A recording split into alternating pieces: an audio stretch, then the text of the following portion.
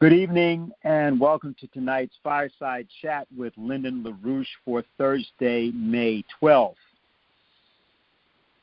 The nature of our circumstance is beginning to change as prominent or not so prominent individuals begin to find their conscience and their voice. And this has emerged in many different countries now.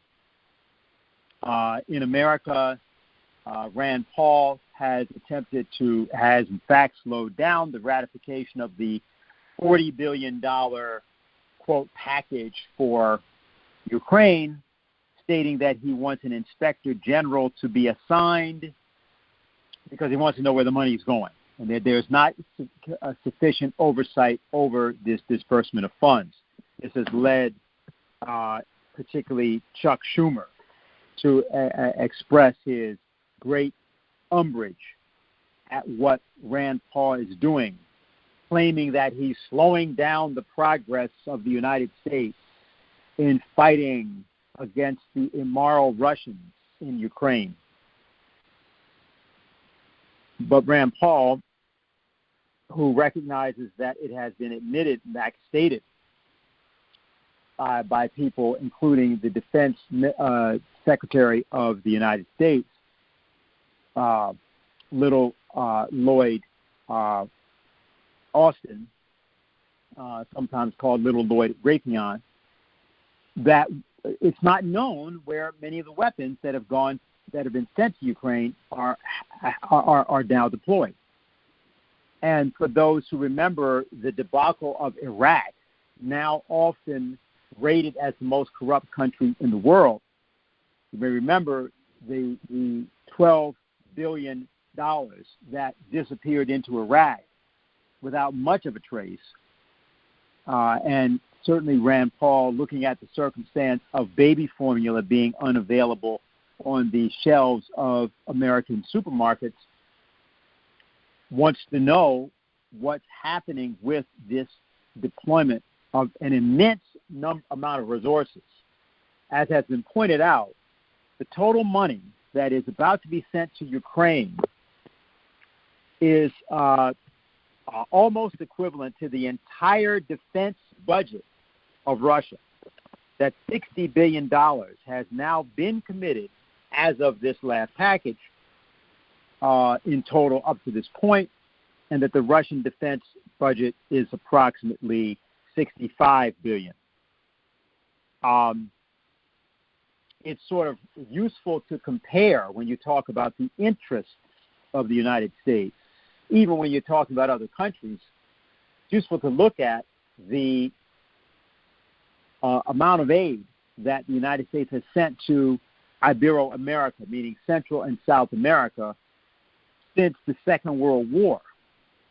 And that amount of aid comes to, in official dollars, $93 billion over 70 years. If you adjust it for inflation to 2019 dollars, it would be about $194 billion. But that averages about $2.5 billion with that adjusted figure of $194 billion, about $2.7 billion per year over 70 years. But even if you didn't do that, you just look at it, what we're about to do is send a third of that amount to Ukraine right now. And everybody knows, or should know, that amount of money will likely be doubled, since, in fact, what's being asserted is that nothing short of victory over Russia can be accepted.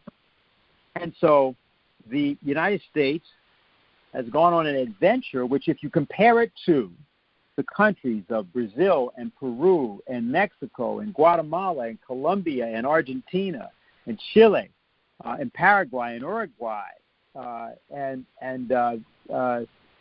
Venezuela, Costa Rica, Cuba, for that matter. Of course, we're not going to obviously give much to Cuba. But the relevant point is, if you compare to all those countries, what we've done and what we're doing in Ukraine certainly merits an inspector general, and Rand Paul has said that. there are some important statements being made also in other countries. For example, from Australia, we have John Lander, the former diplomat, who has talked about the fact of what he talks about in terms. He gave a speech on May 1st, which he actually gave at a church. And he first had a disclaimer that what I'm saying has nothing to do with the church, but I want to point out that I cannot be silent in the face of the kind of statements that are being made about China, which are only comparable to the racism of the Yellow Peril. China has not attacked us. They have not stated that they would attack us, but he warns that what we seem to be heading toward is a war impending war in which Australia would attack China. I think these statements are very important that he's making them. Then we have, of course, in Germany, a group of artists that have put forward themselves, 27 artists, who have made statements talking about the madness of the war. Back to Lander for a minute, his statement is largely based on taking the text of loving thy neighbor as thyself, and he says that should apply as much to nations as to individuals. That the drumbeat of war and this idea of demonizing people in war is the most dangerous thing that a country can practice. Not just toward another nation. It usually indicates what's about to happen inside of that country itself. And so there are other voices. There's, of course, people who have often spoken out against war, like Ray McGovern and others. What we have to do, what our organization wants to do, is to bring these people together in various ways, or at least have an ensemble which is proposing something more than opposing what's going on, but an actual alternate security and development architecture. Now, the latter part seems to be nearly the exclusive province of this organization, at least in terms of what we've seen so far. Maybe that will change. We hope it changes. And, of course, there are people who are putting forward various programs, policies. We want to be very clear that the reason that this becomes extremely clear, important for us to do at this time, is that the attempt to segregate the world into 2 or 3 spheres of influence, with the Anglosphere self-defining itself by trying to sort of rally the European and trans-European ethnic union, which is essentially what's really going on here. It's a form of we wouldn't want to call it racialism, because among those people there are so many hatreds.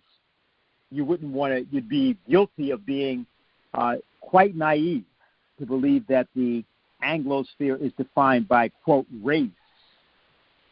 But at the same time, what's important is to recognize that outside of Russia and China, the African continent largely, many people in South America, now the ASEAN nations are speaking in a certain way. They're right now involved in discussions with Joe Biden, but they've noticed, and this is 10 different nations that make up the ASEAN nations, including nations like Indonesia, which is almost 400 or 500 million people. And they note that Biden is not going to meet with any of them individually. This is Myanmar, this is Indonesia, as I said, it's Vietnam, and there won't be a single individual meeting. And while one might say, well, that's because Biden can't do those meetings, well, if you accept that as an explanation, and that may be the explanation, then you realize that you're saying that Biden and the Biden administration is sort of in the same position as something like the Romanovs of 1916.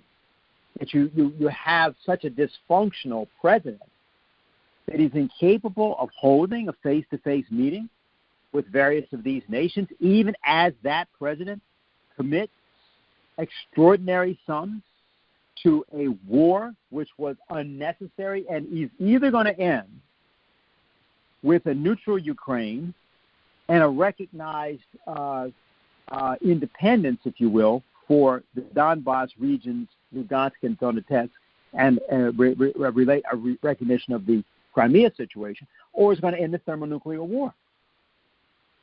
I mean, it can't end any other way.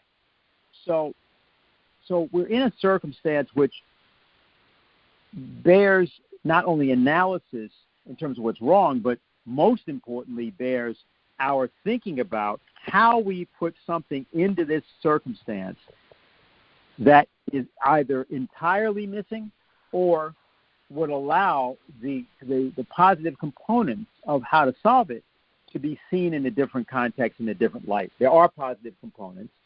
Certainly the Eurasian land bridge, well, we'll call it the new Silk Road, let's call it, or let's call it what could be the World Land Bridge as a proposal. This is something that has been explicitly attacked by the Anglosphere, and people like Boris Johnson and others are trying to instead build walls by putting other countries like Finland and Sweden into NATO. So rather than bridges, what we have are walls going up, garrisons being formed.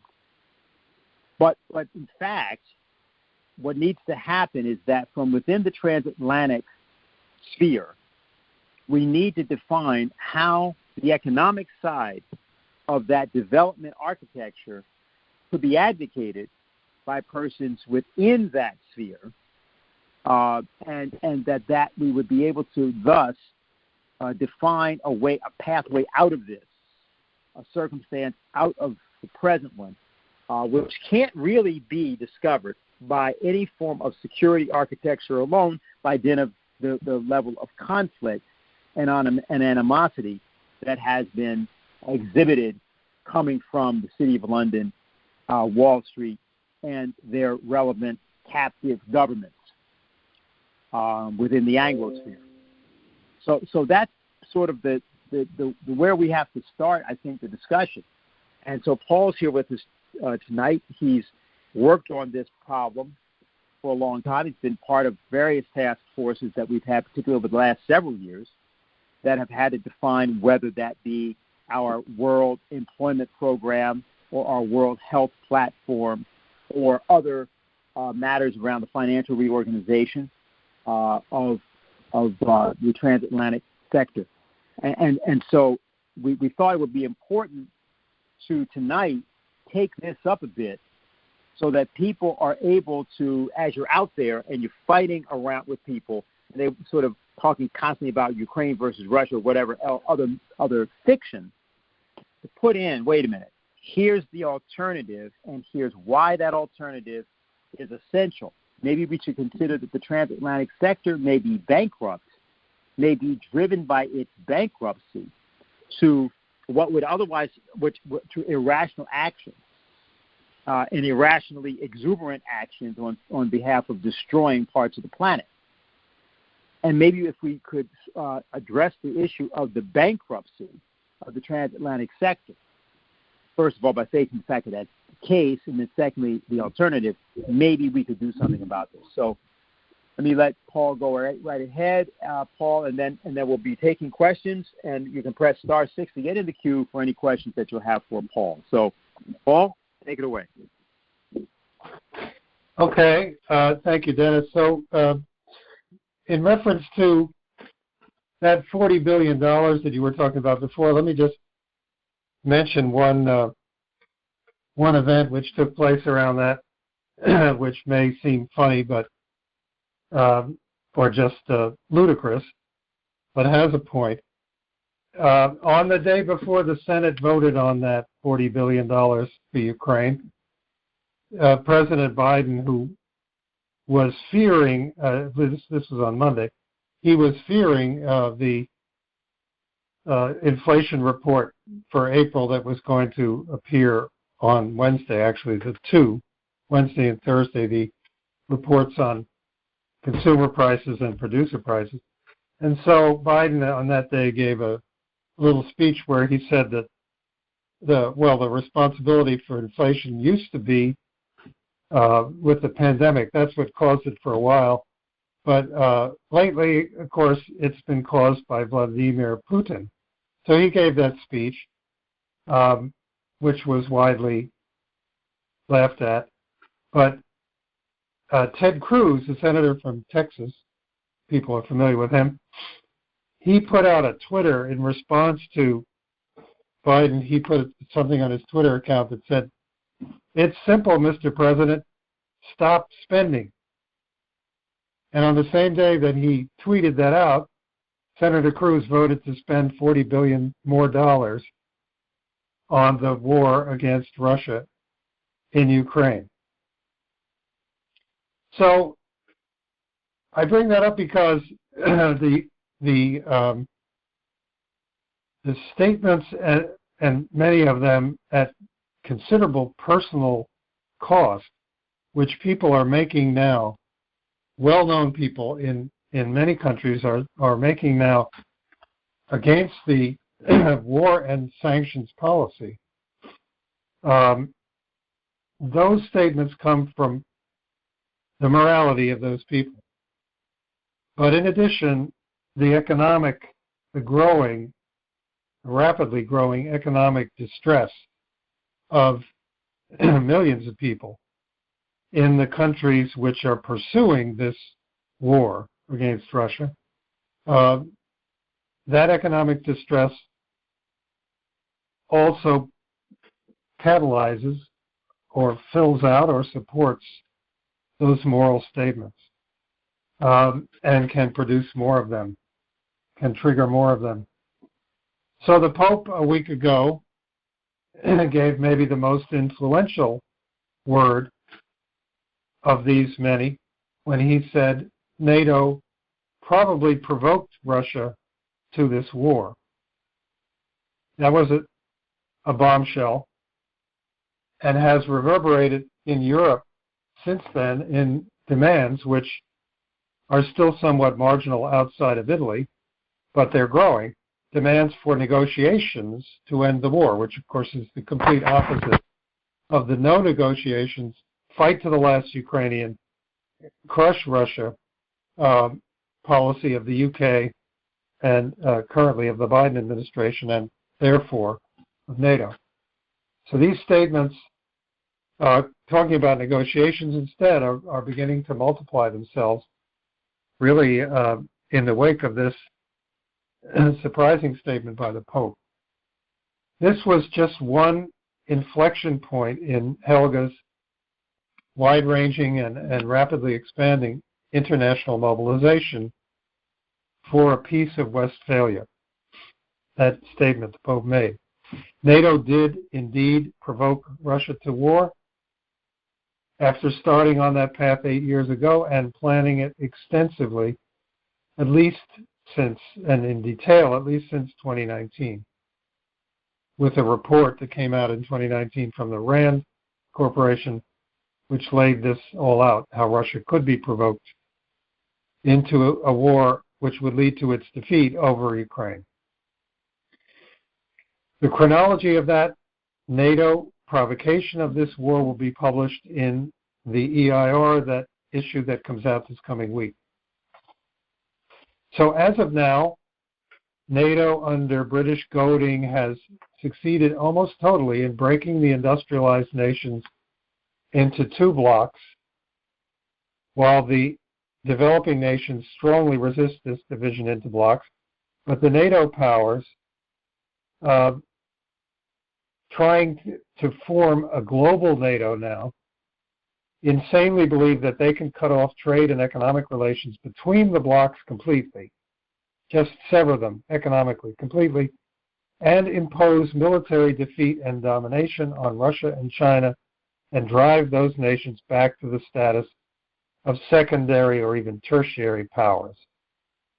The NATO lunatics believe that with China, and Russia crushed by war and economic war, then the City of London and Wall Street banking powers can more or less breeze through a crash of tens or hundreds of trillions in unpayable debts, which is coming anyway, even if a deep depression causes the deaths of a large part of the human race as a result. Lyndon LaRouche precisely described this intention of the NATO powers as long ago as speeches he made in 2011, which were recently republished in EIR.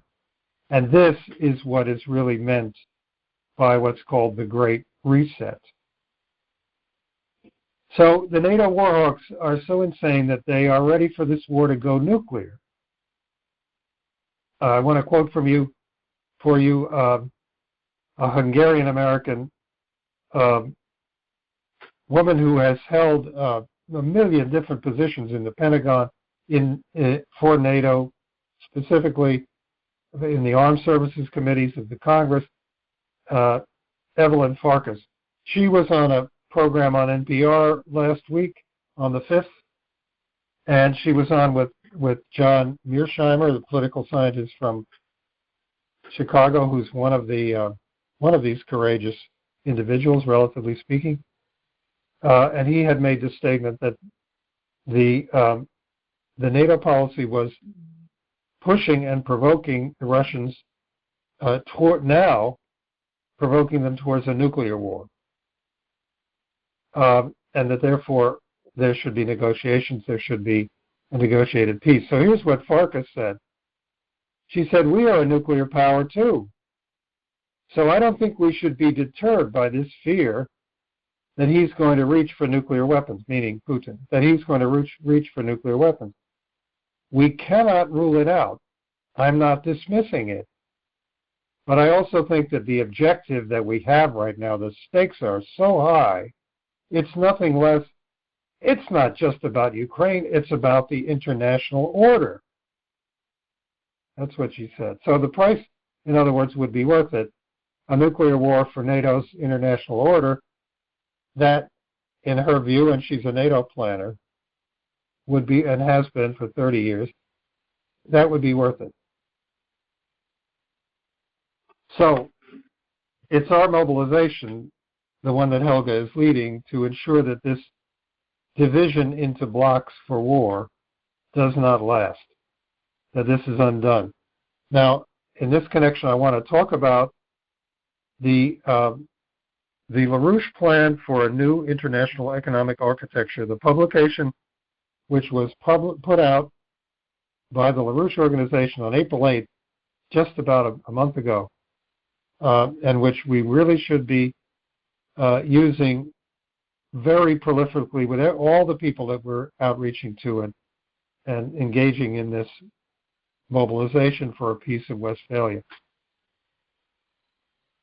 So let me get to this. The global NATO bloc, they have attacked and tried to crush Russia. Now, this is a Russia which produces large shares of the critical producer goods for the entire world: the metals, the minerals, the fossil fuels, the fertilizers, the oils, the nuclear power plants and nuclear power engineering, as well as the food crops, as well as the space rocket engines, and so on and so on.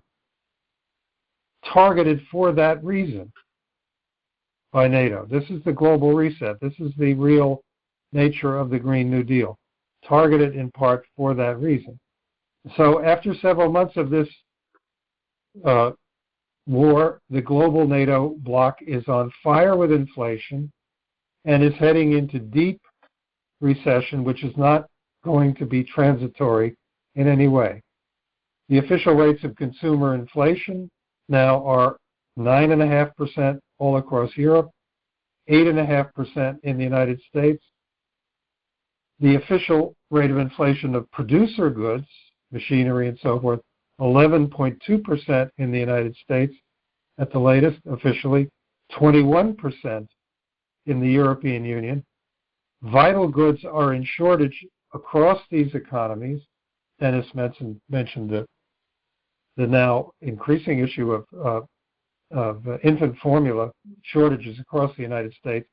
many vital goods are in shortage, and European productive industries are putting out public warnings that they will soon shut down for lack of fossil fuels and or lack of electricity.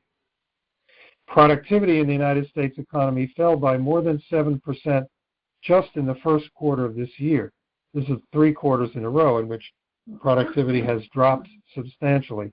Even the gross domestic product fell by 1.5% in the United States. It was at 0 growth in Europe in the first quarter. And this, while in Russia's economy, which was supposed to be crushed by, a 30% drop in GDP this year, that's what the triumphalist economists or analysts were saying. Just on Monday, J.P. Morgan Economics Division reported this, quote, "The data at hand therefore do not point to an abrupt plunge in economic activity, at least for now, in Russia." And Russia's currency, the ruble, is in fact rising against the dollar, while nearly all other currencies in the world are falling, and some of them falling very dramatically against the dollar. So then if we look at the Wall Street banks, the London banks, the Frankfurt big bank, they have these widely proclaimed fortress balance sheets that come from 12 years of being constantly fed reserves and fed liquidity by the Federal Reserve, by the European Central Bank, and so forth. The LaRouche Plan for a new new international economic architecture that we published a month ago, in that we forecast that all this would happen as NATO tried to divide the world into 2 blocks and to destroy Russia and then to crush China. We also reported in EIR that the biggest banks were racking up big losses in the commodities markets at that time as a direct result of the monster sanctions which were supposed to be destroying Russia. And we wrote in that LaRouche Plan, April 8th, quote, "The hyperinflationary shock which propagated from the week of March 7th blew most of the liquidity out of the sphere of producing, distributing, and trading the many commodities indicated so far. A payments crisis exists among many thousands of companies in these sectors and clearly affects their banks. No less a bank than J.P. Morgan Chase, the biggest in the United States, was expressing in the following week, that is the week following March 7th, through its global commodities chief, a great anxiety about the bank's huge exposure as a counterparty to all these commodity firms.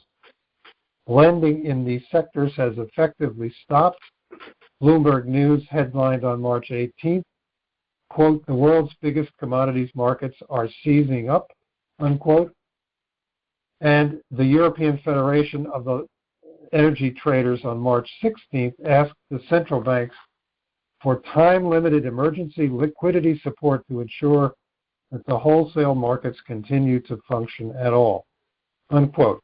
That's what we said in the LaRouche Plan when at the section of it describing the blowout going on in the LaRouche Plan for a new international economic architecture a month ago, and we were talking about a condition which already had existed a month before that, in early March. By the time we published that, these supposedly unassailable mega banks had already been taking losses for a month. And now, in the second week of May, 4 of the biggest French, Spanish, and Dutch banks just reported a total of just under $10 billion in these commodity-related loans and derivatives just in the first quarter, $10 billion in losses. And on Monday, this past Monday, the Federal Reserve, in its Financial Stability Report, Spring 2022, warned that it, quote, "is focusing attention on large price movements and margin calls in the commodities market, serving as a potential channel through which large financial institutions can be exposed to contagion," unquote. It said, "The risk of a sudden significant deterioration in liquidity appears higher than normal." So take it from the City of London mouthpiece, The Economist, just a few days ago, May 5th, 1 week ago, quote, "The expectation is that for the next 2 years, America will be in recession."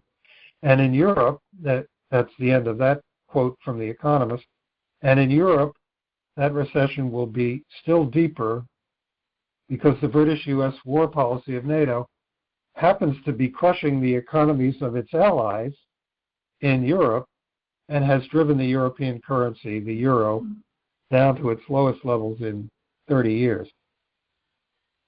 So at some point in that deep recession, with its bursts of hyperinflation, even the immense banks, the Federal Reserve fortified zombie banks of Wall Street and London, even they will crack. But the economies of China and Russia are not likely to collapse because Eurasia has the most productive, production-oriented, and the least financialized economies on the planet. The economic policies most oriented to physical economic principles, to economic infrastructure development and high technology, to efforts to reduce poverty. The Russia-India-China combination produces 43% of the wheat in the world, 23% of the natural gas, 66% of the steel, prodigious quantities of critical minerals, and also has world-class capabilities in nuclear energy, rail, and other infrastructure construction, in space science, in other advanced technology. I was quoting there from our LaRouche Plan of a month ago for a new international economic architecture, and there was a table in that plan which proved all this in spades. So, as that plan said, the RIC nations, Russia, India, China, will serve as the initiating core of a new international architecture which will be open to all nations willing to participate on the basis of such sound physical economic principles. There is little doubt that most nations in the developing sector will find this new architecture far more beneficial to their own needs than the devastation now being posed on them by the bankrupt transatlantic financial system, and they will quickly orient to such an effort.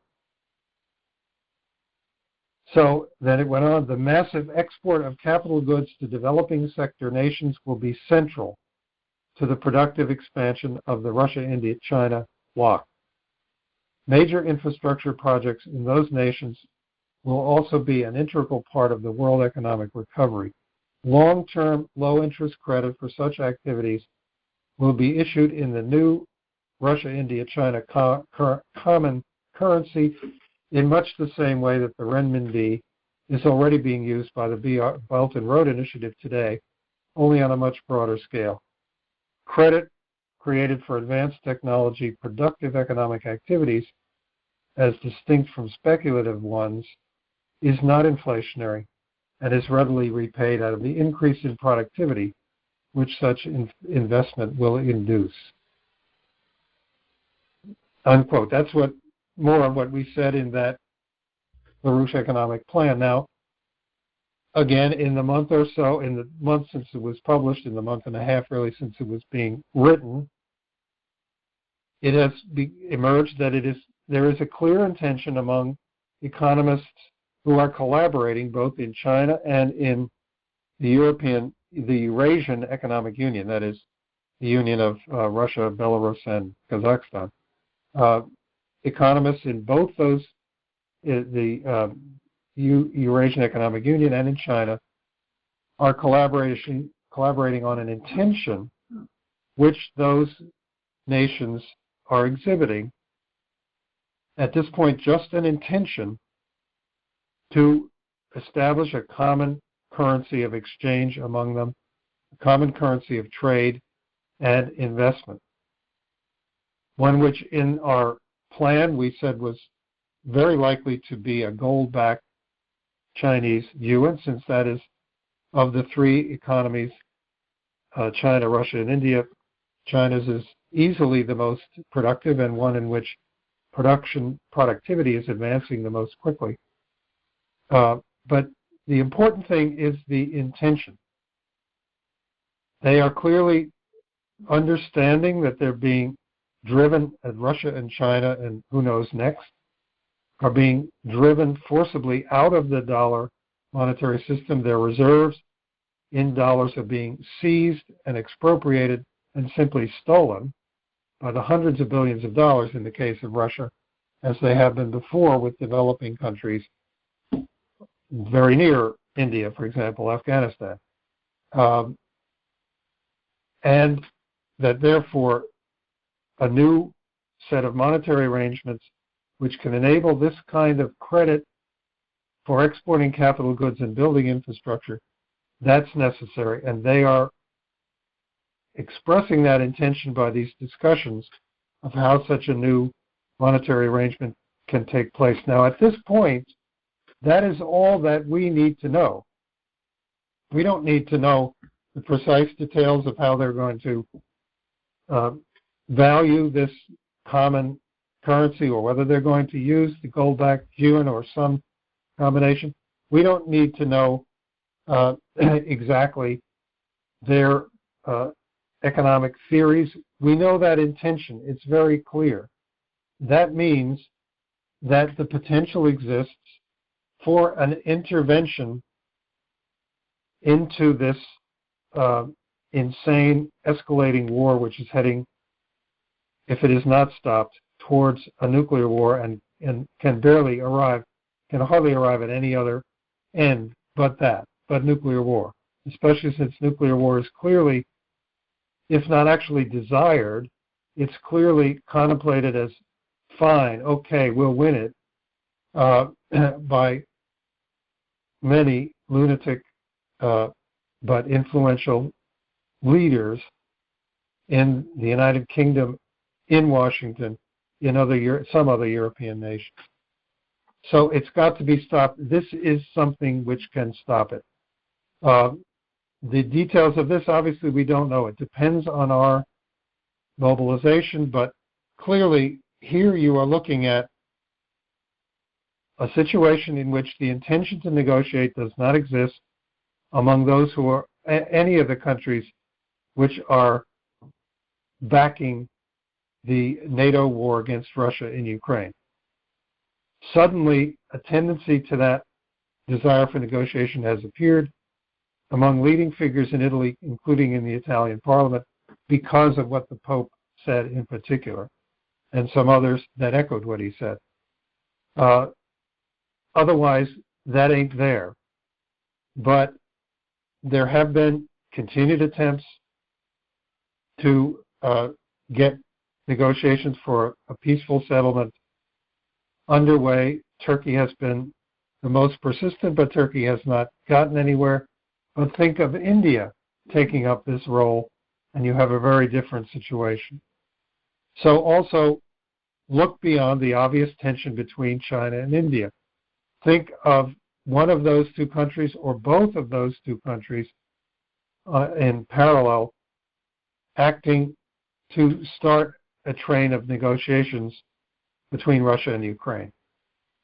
This is a drive for a new monetary system which absolutely must take place. We can push it.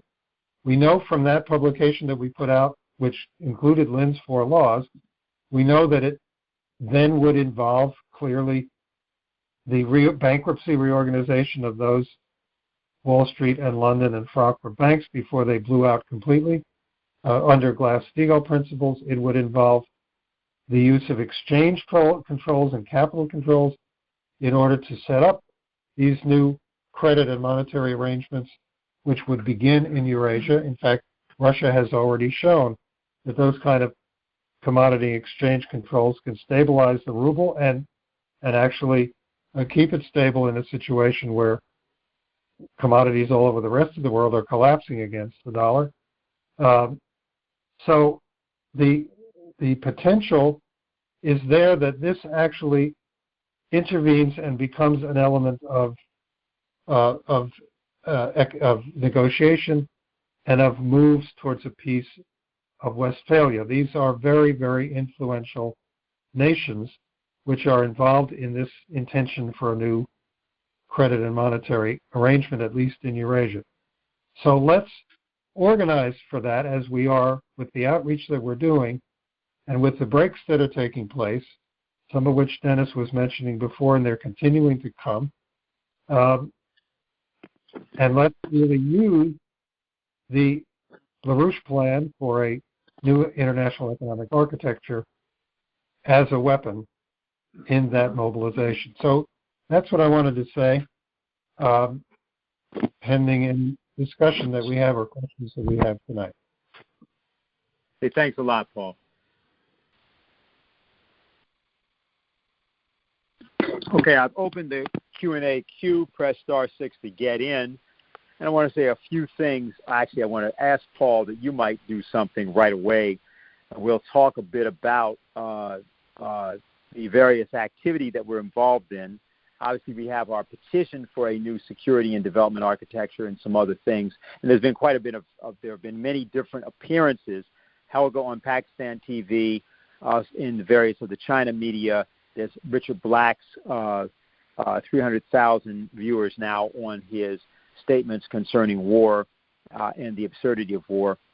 But I wanted to ask you to do one thing as people to get in the queue, because I don't think this question may not come up. When in 1975, Lynn put forward his International Development Bank proposal, this was at a time where there was a extended threat of thermonuclear war. We were looking at, and in fact were to go through over the course of 74 and 75, 2 mobilizations of our organization to stop particularly what was emerging as the deployment or the intent to deploy tactical nuclear weapons, particularly in Europe. There certainly the blocks were seemed to be pretty solid, and yet at that time, what Lynn did was something with developing nations, which were certainly not power players, as you might call it, in the world at that time, and he acted in such a way through a series of proposals to have our organization, which was very small at the time, but at the same time it was becoming increasingly influential, advocate ideas. And there was nobody necessarily on the horizon other than in some of the countries of the developing sector. There was nobody in Europe or other locations. Some people emerged as, in fact, voices for those things. And I wondered if you might, not so much to harken back to then, but in comparison, let's say, the 1970s to now, do you think that the prospects for doing this, well, or are they, what's the difference in the two circumstances? What are the similarities? Well, I think the first principle, and you've more or less already stated it, but just to make it clear on Lyndon LaRouche's part, his organizing and his proposals for a return to FDR's principle of Bretton Woods, which is what was expressed in that International Development Bank proposal that the non-aligned nations adopted from LaRouche in '76.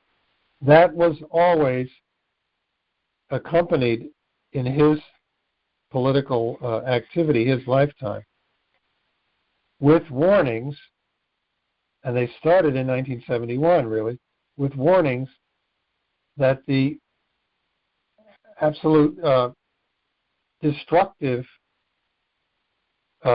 economic policies, actually fascist economic policies, which were coming out of the destruction of the Bretton Woods in '71, that those policies bore with them the threat all the time of leading to a nuclear war. I mean, you could think of the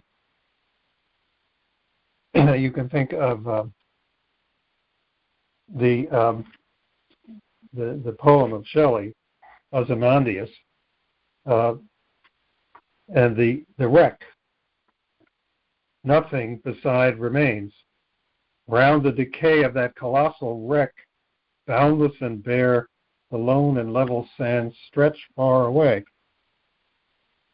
That was the economic result of what Lin saw coming. It would also be the result through a nuclear war, but with the real destruction of humanity. So I think the difference, you already indicated part of it, the non-aligned nations who rallied at Colombo in 1976 to Lin's International Development Bank idea, effectively the beginning of a establishment of Bretton Woods in FDR's sense. Those nations were not politically, militarily influential at that point. Now that's not the case, because among the developing nations are the two largest nations in the world from the point of view of population, both of them technological and in particular technological leaders, China an infrastructure leader, both of them dynamic spacefaring nations, Russia having a similar role in the development of nuclear power all over the world. But if you think of those which could intervene in this war from the standpoint of a peace negotiation, these are far more influential countries now, and the whole basis of production in the world, the whole dominant weight of production in the world has shifted to that area of Eurasia. And that's part of what I was getting at. So I think that in the 1970s, Lin also had to mount the campaign, which began in 1977 on his part, for beam weapons, anti-missile defense, what became Reagan's SDI policy. 6 years later, he had to mount that as well in order to deal with the imminent threat of a nuclear confrontation that then existed at the time that he put the International Development Bank forward. He was simultaneously doing that famous television program warning that Jimmy Carter's administration, especially Schlesinger, James Schlesinger, in that administration, represented a threat of nuclear war. And he pursued that into the development of beam weapons, anti-missile defense, as the way to end the mutually assured destruction policy of Kissinger. And so it worked. Right now, the situation, I think, is different in the sense that I indicated, and you did as well. That here we are talking about a NATO monster which really has crumbling feet of clay, vast and trunkless legs in the desert. And the people of the European countries, the people of the United States are bearing the economic pain of this mobilization for war and of the inflationary policy which was being followed before that. So it in a sense, that little crazy Twitter statement of Ted Cruz sort of indicates that. Stop spending, Mr. President. Here's a bill for $40 billion more to Ukraine. Killing, apparently, in his mind, is not spending because it's not inflationary, because it destroys demand, I suppose. But that's what I would say about that. Okay, we'll go to the phones now. Okay, are you able to hear me? Yeah, can I be heard? Yes, go right ahead. Okay, hi, this is Jacob from New Jersey, although I'm not in New Jersey. A quick report. So I woke up in New Jersey yesterday, and I'm almost to the South Dakota border today, and I drove through a lot of farmland. And what I was seeing is a lot of farmland is not plowed. The corn and soybeans don't seem to be in the ground, and for the corn, the knee-high by the 4th of July. Now is about the time that people start planting this. and I didn't even see a lot of stuff plowed yet. So I did see a substantial amount, but maybe if the speaker can comment about, farmers just not having the fuel to plow their lands, which means no food, and can discuss that in terms of the Great Reset, that'd be great. I'm relaying this directly from Marcia Mary Baker. She and her husband have just been out doing a lot of meetings in Iowa. He's still there. And they got reports from other of the Midwest, upper Midwest states at the same time. May 10th apparently is regarded by the farmers throughout the upper Midwest as the last date, drop dead date, so to speak, by which you have to be planted. And right up until a couple of days before that, the whole area was cold and wet, and the weather was persisting cold and wet, and all of the farmers were anxious, worried, anxious. All the people they met.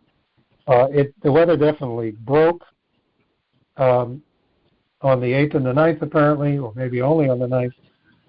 Got very warm and also dry enough that planting began. And so they saw a lot of that going on. You probably did too, but you also saw a lot of it not yet going on.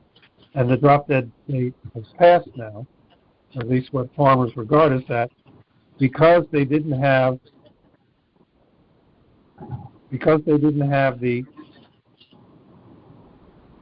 fertilizer above all. They just couldn't get it. They couldn't pay for it if they could get it, or they couldn't get it at all. And because for diesel in particular, and diesel is critical in this, the rate of inflation for diesel has not been 15, 20% as it has been for crude oil. You read about crude oil all the time in the papers that it's gone up to $105, $110 a barrel, 15, 20% inflation. No, the inflation of diesel prices has been 275%. I'm hearing, I'm not sure why, but a lot of noise from an unmuted line. But I think that's what I would say. Inflation of the cost of fertilizer, inflation of the cost of diesel, and the sheer inability of the broken down freight rail system in the United States to even deliver fertilizer, in this case coming down from Canada, those have combined to make planting difficult. Planting is facing difficulties in many parts of the world. The one area of the world where we're hearing about a real, very large, successful crop of the spring harvest is Russia.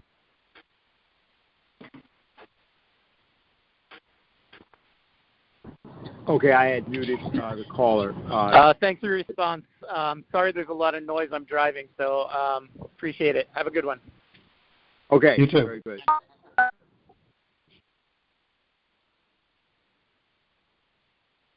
Okay, are you able to hear us?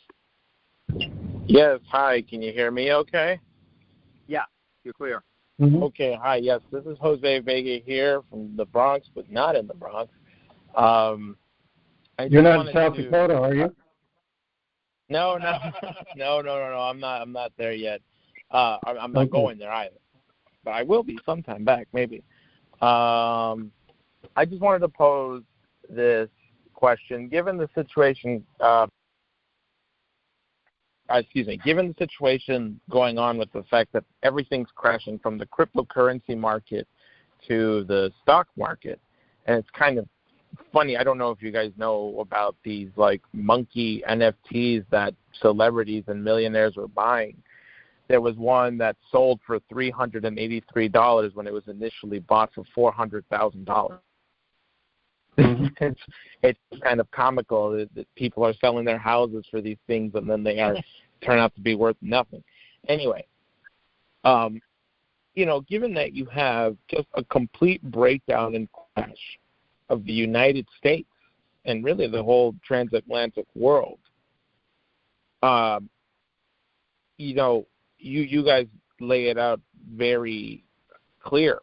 This is the reason why nuclear war is imminent, because these people are suicidal and crazy that they'd rather blow up the world than let anybody else come up with a better solution. And so, that being said, you see people like, what's her name, Rep. Marjorie Taylor Greene, or Marjorie, I don't know, MGT, this Arizona congresswoman, get into a spat with this guy Dan Crenshaw, who's a neocon, where she's calling out, this war is a proxy war. Now, she's not perfect. Most of these people aren't perfect, and you reported earlier, Dennis, on Rand Paul, saying there should be an inspector general, right?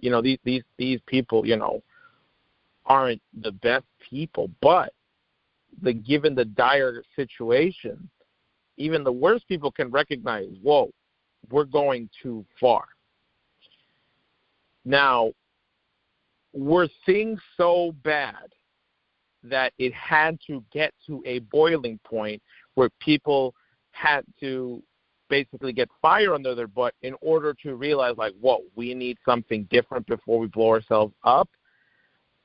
Or was there a point where we could have fixed it before it got to that point?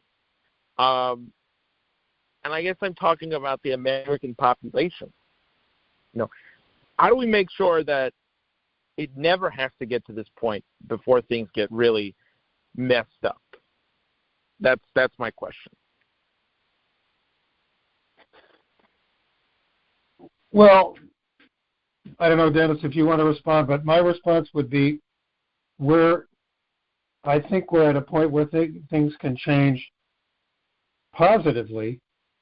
In other words, we haven't gotten to a point where this dynamic of nuclear war, as clear as it is, as lunatic as it is,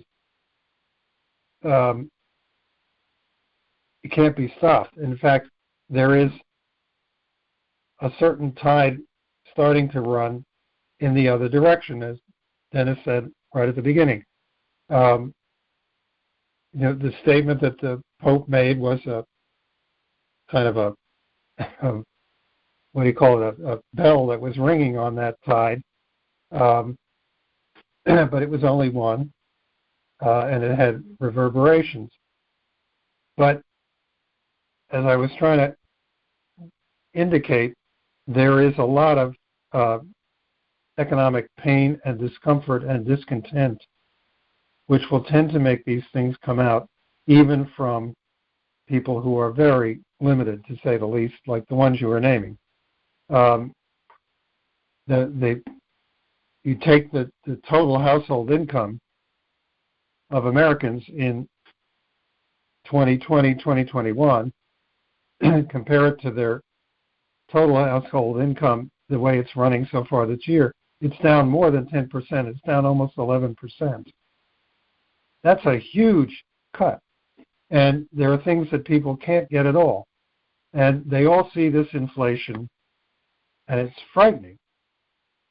And it hasn't even run its course yet, because you still have higher inflation in the wholesale goods, in the producer goods, which are going to get translated or passed on into the consumer goods, which these producer goods produce.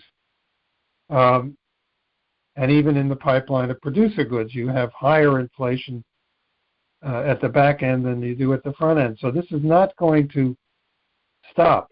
And it makes the war monster, it gives it these feet of clay, because people become aware of the absolute unfairness, absurdity, and danger of throwing these incredible resources and technological resources and all the best weapons that 30 different countries have, throwing them into this attempt to destroy Russia, when in fact these countries are on the road increasingly to destroying themselves economically before they get to a nuclear war. So the economic alternative, which is clearly being discussed, the intention for an economic alternative among major countries in Eurasia, in particular in Eurasia, that's a potentiality that Americans have to realize they can link up with.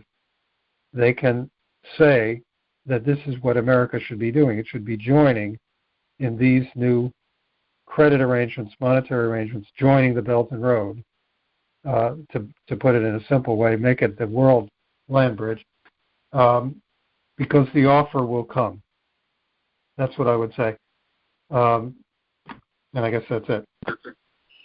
Yeah, I guess I would just point out that it's often the case that, and has been the case ever since 1975, that things could have been done differently. Of course, that is, in fact, the hallmark of Lyndon LaRouche's entire career in politics after 1971, when he forecast what had occurred with the collapse of the Bretton Woods. Are you sure? Hello? Do you have the energy in you? Hello? Hello? We can hear you. Oh. Yeah, you're not muted. Okay, fine. Yeah. So anyway, the main point is that that's what LaRouche talked about. That was why he, of course, Lynn was known for the voluminous writings he did on economics. And he would write things like, a 50-year development policy for the Pacific Ocean Basin back in 1982-83, a 40-year policy for the Indian subcontinent, or documents on many different nations, Operation Juarez for Mexico, a policy for what he called the heavy lira for Italy during the 1970s, a draft policy of development for the State of Israel, Saudi Arabia in the year 2023, which he wrote again in 1983, draft policies for countries as disparate as Morocco and Argentina, and so on. That's why he did it, so that there were often these alternate policies. He once did policy for the entire continent of Africa called critical comments appended to the Lagos Plan of Action. He was referring to something that had conference that had happened in Nigeria, where what they were trying to do was to come by the notions of nation building for the African continent. And Lynn wrote what was basically a book-length report on that. So yes, there's always a possibility that things can be different. And not only is there a possibility, there's a necessity to make things different. But where we are now is a circumstance where that's what Russia has said. That's what Xi Jinping of China is saying. They have every intention of making things different. And their memorandum of understanding of February the 4th was considered to be an act of war on the part of City of London and Wall Street. So the war, I'm not talking about Ukraine here. The Ukrainian situation is completely different. It's been going on particularly since 2014 and a bit earlier than that. It's an 8-year-long conflict. So it has nothing to do. The notion that Ukraine just began now is just a silly idea by everybody that entertains it. But the war that did begin, or let me say there was a sudden escalation around, started on February 4th with the release of the Memorandum of Understanding between Russia and China, in which it was declared that their relationship would be deeper than in most other states or in the world, and that it was based on a form of economic development and cooperation which was wide-ranging, far-reaching, and involved every area of technological progress. They had earlier announced policies, particularly with respect to energy production, throughput, and so on, heavily based around nuclear power technologies, and otherwise incorporating coal, oil, natural gas. They never really subscribed to what was talked about at COP26. They weren't the only nations like that, but they were prominent, and they were prominent because of their capabilities. So what has happened is that everything that we're talking about is largely a reaction to that kind of a policy outlook. Now, the difference, therefore, in terms of what we're proposing from the LaRouche standpoint is that much of what we fought for that half century ago has actually now occurred. It began occurring during the period of even the 1990s to some degree. But the problem is the danger of nuclear war. Our policy on the Strategic Defense Initiative did not occur. It should have been built 40 years ago. It was proposed 40 years ago. And so that danger is very real. So what's needed is to commit the United States, and this means getting voters and getting the public to do it, to a different kind of policy. And that's what we're up to. That's what we're doing. And I think what's important is that we have every reason to think we can succeed, because actually our policies are far better known now than they were when we started. And the policies have been affirmed, if you want to put it that way, in leading nations of the world who now have certain capabilities. Now, they can't implement those policies by themselves because you have to implement those policies with the United States involved, not merely because the United States has nuclear weapons and it may blow the rest of the world up, or not merely because the United States could disintegrate and therefore you want to stop that. It's not all negative. No, it's the fact that the powers of the presidency of the United States, when properly wielded, for example, when Trump rejected the Paris Accords, that created a circumstance which meant that Biden had to be instated in order for him to do what he did on the first day, which is to reinstate the United States' involvement in the Paris Accords. Why? Well, because that was an essential component of what is called global NATO or global Britain or the Anglosphere. And Trump had gotten rid of that. Now, regardless of what you think of Trump on anything, he did that. And his doing that created a disruption in the plan that they had and in the rhythm of the plan. And so that's what we're looking at. These are capabilities that exist within the domain of the American political constitutional government. We have access to that government. It is not true that Americans do not have access. It's a matter of whether or not they would choose to make a priority, just like people had to do 250 years ago. The priority was going to have to be, all right, I'm going to spend my time right now changing, and in this case, within the confine of the Constitution, we can do it. We didn't have a Constitution back then. We had to have a Declaration of Independence. We didn't even have that. We have those things now. But what would be required is that people would have to take the same actions that people took back then. Basically put everything else aside and deal with this. And if you look at what happened with people going through COVID, you can see why that's not as expensive a proposition as it might sound. So I think that's really the way to think about a lot of this stuff in terms of what we're doing at the moment. And why what we're trying to do, whether that be in the electoral arena or that be just as what Paul was saying about the petition around the new security development architecture. That's why we're doing it. So these people are reacting to us. They're reacting to China and Russia's February 4th memorandum.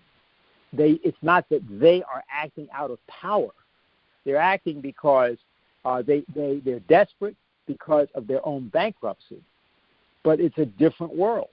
And the issue involved is to make sure that they can't commit a lunatic action like detonating a nuclear device, perhaps in Ukraine, and blaming it on Russia, which is the thing that Oliver Stone warned about. That's the way that a nuclear weapon is going to be used. The Russians aren't going to do it, but it may happen. And it's precisely because that's what the concept is that we want to make sure that we're out there and being very, very active in putting forward the alternative. Okay, go back to the phones here. Okay, are you able to hear us? Yes. This is Darwin calling from St. Louis. Can I be heard? Yes. Okay. I just have a brief field report here and a quick question. all this week here, I have been dialing America and calling my local congressmen and women from the states of Missouri, Illinois, and Indiana. And what I've been doing is talking to them about stopping NATO from driving us to nuclear war. And in doing so, it's been a great opportunity for me to see how my local states operate in Congress. And one of the biggest things that we have been talking about is I grew up in a lot of farmland here in Illinois, Missouri, and Indiana. And the reason that my question is that the World Bank's goal when it was created was to help eradicate poverty in countries who were in trouble financially by investing in agricultural and specific projects to help them reach their goals. And currently in today's world, the IMF and the World Bank have used these institutions to lend money as the same corrupt dictators or create ineffective austerity measures to get their money back. So the basis of what we're asking here is that what can we do more in our efforts to help eradicate our current economic austerity and hunger measures? And that's part of what I've been asking my local Congress women and men. Well, I think that the I don't want to, get us into any local solution here, but the bankruptcy reorganization of the major banks in the United States is absolutely urgent. Forget the World Bank for a minute, because the World Bank really never, at least not from the time that John J. McCloy took over as the head of it in 1947.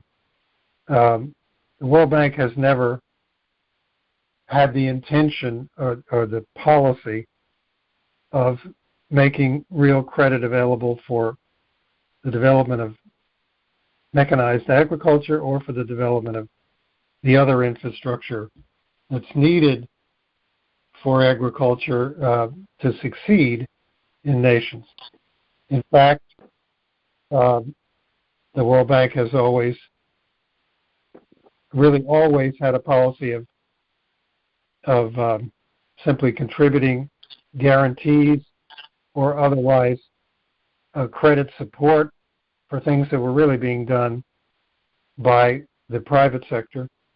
And most recently, it's really gone quite green. But you can say the same problem exists with the banks that the BRICS have set up. The BRICS Bank, the New Development Bank, and the Asian Infrastructure Investment Bank. They also have been not really agencies of creation of a large amount of credit. So in the United States, the immense problem is that our banking system is dominated now over 70% by 12 banks, 6 Wall Street giants and 6 what they call regional majors, which are not on the same scale but almost as big.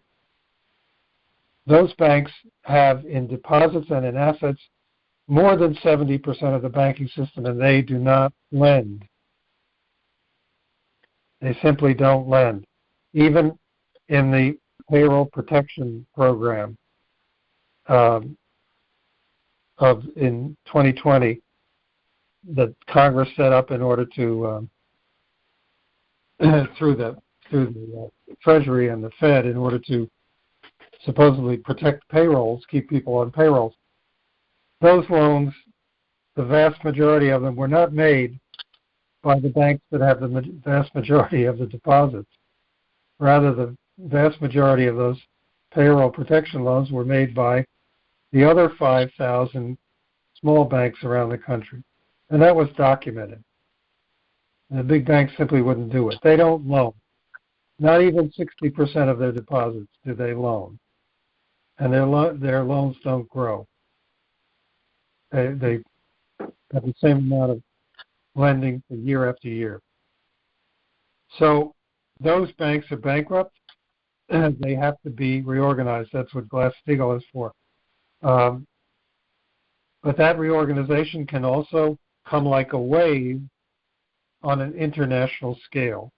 It can also come like a wave as a banking reorganization as part of the setting up of a new credit and monetary system, as I was discussing before. It doesn't have to slave its way from a single member of Congress putting it in and then battling through to get the sponsors and so on. It can come as a wave. That's what we need. That's part of the reason why the United States should be, and China said this, why the United States Build Back Better should be part of Belt and Road Initiative. That's the policy of China. That will be the policy of a new credit and monetary agreement made among Eurasian nations. The United States can get from that a bankruptcy reorganization of its banks. And without that, there just is not going to be the kind of credit, the kind of lending that you are talking about. It's not going to happen. If 3/4 of your banking system consists of zombies who don't lend, it's just not going to happen without completely breaking those zombies up. So that's what I would say. Okay. Oh, okay. Thanks a lot, Paul. That was very informative. Thank you very much. Okay. Well, I think your report is pretty good as well. Excellent. Okay, fine. So that's basically what we have for questions, Paul. And I think we should probably conclude with is if we would discuss a bit from your standpoint, two things. One, of course, we have had the conferences that Helga's been doing, including youth conferences, on this idea of the Security and Development Architecture. We still have the petition that we're circulating, and there are other people that have come forward, whether we're talking about former NATO officials, we're talking about people like Colonel McGregor here, or you're talking about other individuals, many of whom are being also chastised and denounced among governments, whether that's in France or other locations. But now that we're at this point where you've had over basically a month plus on these sanctions, you've got in the results from the sanctions, and you have the inflation and the results from the inflation. What do you think, given the program we wrote up, program that we released in April, what should people do? Many people are now, addressing Congress. They're giving letters. They're doing other things with Congress. What do you think that people should do to incorporate this outlook around the development side of the architecture into their organizing over the next period of time? Well, the petition that we started out with 2 months ago, which gathered a lot of international signatures, including from VIPs, very quickly, thousands of them. And then when we had that wonderful conference with leading people from all over the world on April 9th, there was a certain pause in the petitioning because that conference seemed to take over what the petition was intended to do.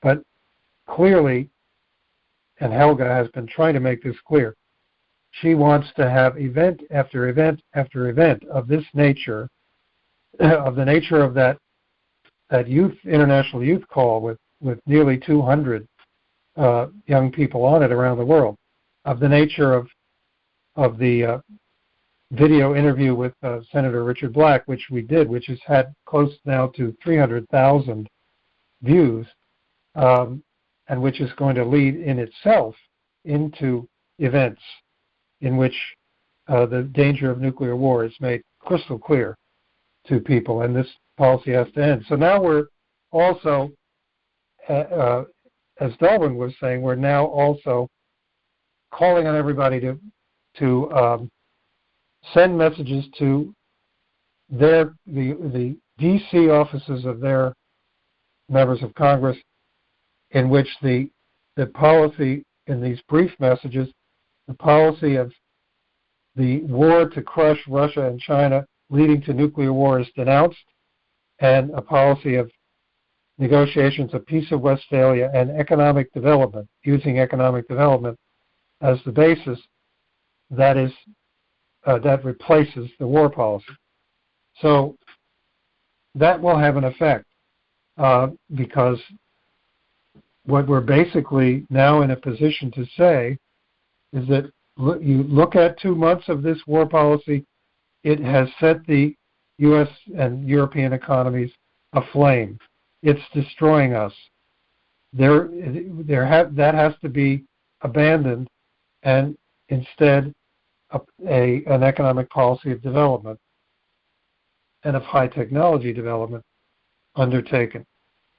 So ditch the one which clearly is a path to destruction. It's on the road to the fate of Ozymandias. Ditch that one before it kills us, and take instead a policy of development. All I've been trying to indicate is that policy of development itself can play a role in resuming negotiations directly involving Russia and Ukraine, so as to bring the war fighting in Ukraine to an end and prevent it from spreading to the rest of Europe, which it otherwise is very likely to do. So the economic imperative of development and preventing the death by starvation of hundreds of millions of people, which is now threatening, that economic imperative has to shove aside the war policy itself. And we want people using those brief messages to Congress in order to get that across to them. They're going to have to, some of them are going to have to respond. They already tend to denounce things according to their party lines. You have Republicans denouncing things because they're done by Biden to a certain extent.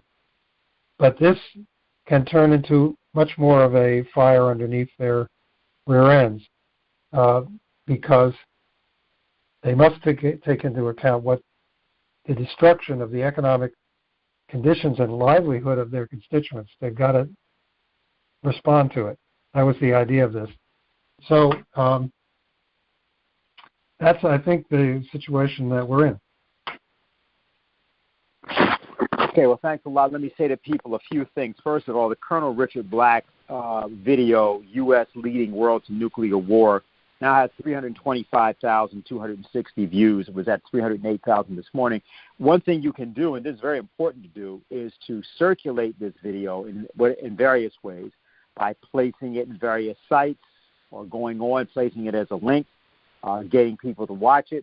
Also, the Schiller Institute subscribers are at 25,000. That we want to get much more into the realm of 100,000. That takes a little bit more work to get that. But again, by getting this and related video content circulated, that can also be significantly improved. I just want to reference that. That's just a particular thing people can do. Similarly, obviously, with the TLO site and so on. However, there's a very important thing about this intervention, this interview and intervention.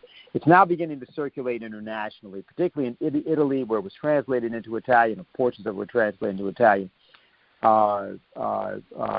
And Germany, we want to do something as well. So what we want to do, and I think what's important here is other military personnel that could actually also become part of this we should think about getting it to them, whether that's other people in the veterans intelligence professionals for sanity or others that you've seen or aware of, or for that matter, simply people that have served in various areas, theaters of combat, who also subscribe or get in touch with Colonel Black through our site. That's an important thing for us to think about. It's critical for us to understand that this thing that they're proposing, what's being discussed by these silly people from the State Department, is in fact a way of provoking nuclear war. And you cannot do a do-over once you start thermonuclear war. And the premise that you can goad or create a circumstance in which the Russians were forced to accept if you use a tactical nuke in a country that you control, that therefore they would have to then judge, do they want to use all of their nuclear weapons against you because you did that? You know, that's the kind of crazy game that's being played with here. So what we want to do is to basically eliminate that as a possibility, as a prospect. And the way we're going to do it is by putting forward the alternative as you were hearing it this evening.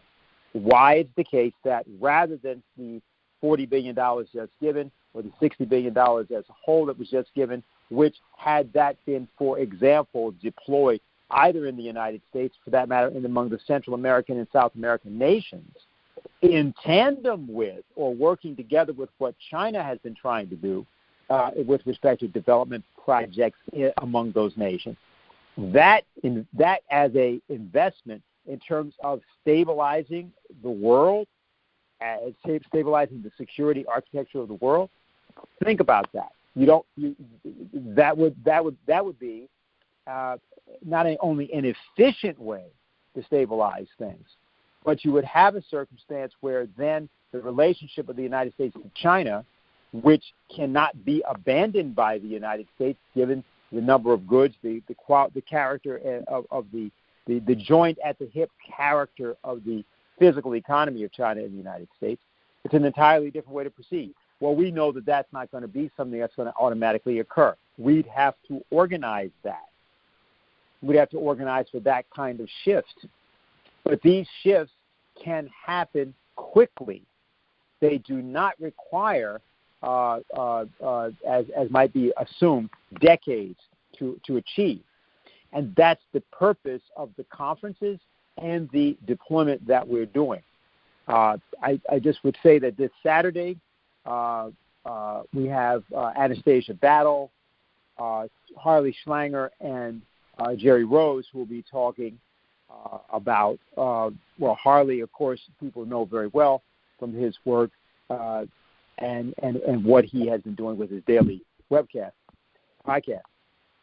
So that's what we'll be doing this Saturday. And again, the topic will be how can we and in what way is this new emerging, let's call it anti-Malthusian resistance internationally, capable of deploying to not only prevent nuclear war but bring about this new development architecture. So you can join us on Saturday at 2 p.m. For that. So I want to thank everybody for getting on tonight. We want to obviously request that you work with us in various ways. There are electoral matters also in which you can help us. You can get in touch with us in your respective locations to find out what you can do in that regard. And so we'll see you here again next week.